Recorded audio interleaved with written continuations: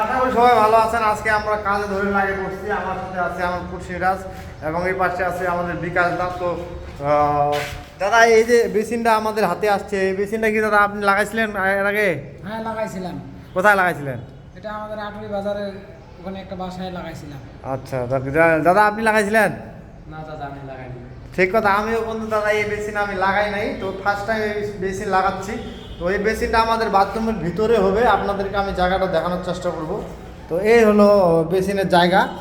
তো আসলে আমরা যখন মিস্ত্রিগিরি করি, তো আমাদের হাতে যে ধরনের মাল আসুক না কেন, হ্যাঁ, আসলে মায়ের পেট থেকে কেউ শিখে আসে না দাদা। কি আমরা যেটা লাগাইনি সেটা বলবো যে লাগাইনি, যে আমি পারি না আমরা জানাই নেবো আপনাদের কাছ থেকে, তাই না?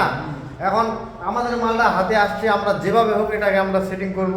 আমাদের ওস্তাদ আছে নুর আলম ভাই, তার কাছে অবশ্যই সাজেশন নেব।